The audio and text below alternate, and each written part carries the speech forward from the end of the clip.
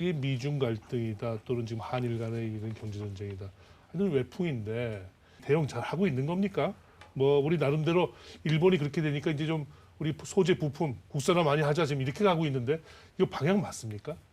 장기적으로는 뭐 국산화를 할 수밖에 없는 건데 실제로 국제 분업을 통해서 서로 자유무역을 하게 되면 네. 서로 생산성도 높아지고 여러 가지 이득이 있다는 뭐 경제학 원론 교과서에 나오는 그렇지 않습니까? 이야기인데 네네. 마음에 안 든다고 전부 국산화 하기 그렇죠. 시작하면 그걸 뭐 할 수가 없는. 자급자족 경제 아니겠습니까? 그렇게 되면은 이제 그 전 세계적으로 경제가 좀 마비가 되겠죠. 그러니까 제가 볼 때는 미국에서 그 화웨이를 그 수출 금지하는 이런 조치나 유사하게 이 보호무역주의라든지 이렇게 가게 되면은 자국 우선주의로 가게 되면은 네. 이제 국제 분업이 아무래도 음흠. 정도가 떨어지게 될 거고 네. 그거로부터 얻는 그 세계 교역으로부터 얻는 이득이 줄고 뭐 이렇게 되니까 전반적으로 그 해결은 안 되는 거지만 네, 네. 그러나 또 한편으로 그런 분위기 속에서 우리가 생산을 자체적으로 안 하면 또 안 되니까 네, 할 수 없이 또 나름대로 대책을 세워야 되겠죠. 네. 네, 네. 실제로 2000년에 소재 부품 특별법을 만들었습니다. 아하. 만들어 가지고 그때 이후로 이 국산화에 상당히 많이 해서 실제로 일본에 대한 중간재 수입 의존도가 한 27% 정도에서 2001년에 2014년인가요? 그 보면은 이게 14% 정도로 많이, 줍니다. 많이 주는데 이제 국산화가 그러나 됐군요. 그럼에도 불구하고 아직도 이제 첨단 소위 핵심.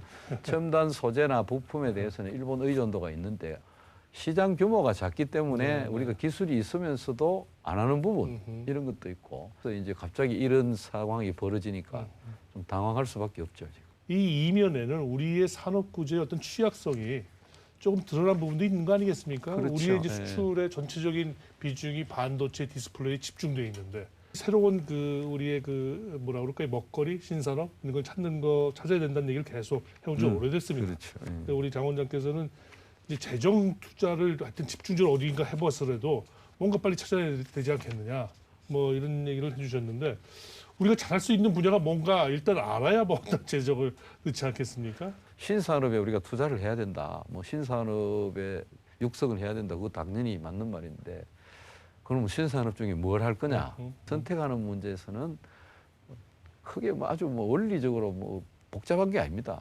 우선 우리가 그동안에 쭉 하면서 제조업을 우리가 뭐 제조업 뭐 한 5대 강국 안에는 든단 말이에요. 그런 과정에서 실제로 우리가 갖고 있는 강점이 있을 거고 그 강점과 이 경쟁 우위를 활용할 수 있으면서도 이 성장 전망이 좋은 이런 품목이나 산업을 선택해서 우리가 좀 육성을 하는 쪽으로 가면 재정 투자를 좀 하면은 상대적으로 좀 낫지 않겠느냐. 효율성도 높고 우선 미래차. 왜냐하면 우리 자동차가 뭐 괜찮거든요. 네. 괜찮으니까 이제 거기에다가 이제 그 뭐 미래차 중에는 이제 전기차 혹은 수소차. 수소차 뭐 이런 쪽으로 투자를 한다든지 그다음에 바이오 헬스 그다음에 이제 차세대 2차 전지 같은 거 이런 거는 사실 우리가 충분히 할 수 있는 그런 부분이죠. 그다음에 이제 우리가 지금 강점이 없고 뭐 이렇더라도 반드시 해야 될 부분이 왜냐하면은 4차 산업혁명 시대에 이거 안 하면 안 되니까 그런 부분은 우리가 투자를 해야 됩니다. 네. 그 특히 이제 이 4차 산업혁명 시대의 그 인프라라고 할 수 있는 건데요. 5G, 그 빅데이터, 빅데이터. 그거를 분석할 수 있는 AI 그렇죠. 이건데 그 중에서도 핵심이 AI라고 볼 수 있습니다. 이 AI가 사실은 그 앞으로 4차 산업혁명에서 가장 핵심이 되는 분야일 텐데 네. 현재 우리가 지금 지금 투자가 부족한 부분이 이거예요. AI 인재가 별로 없고 네. 그 인재 양성이라든지 기술 개발이라든지 그다음에 그거를 활용한 그 벤처 육성이라든지 네. 이런 부분에 정말 재정을 좀 쏟아붓는 것이 그러니까요. 필요하다. 요즘에 이런 것들이 뭐 예전과 달리 한 2, 3년, 3, 4년 얘기하면 벌써 그렇죠. 속도가 늦어지고 막 우리가 예. 뒤처지고 이렇게 예. 그럴 정도로 빠른데 아까 빅데이터, AI 벌써 몇 년 얘기 시작된 지 좀 됐거든요. 거기에 반해서 우리가 진짜 벌써 야 저거를 우리가 해야 돼. 또 저런 또 인재들을 또 좀 데려와서 뭘 해야 돼.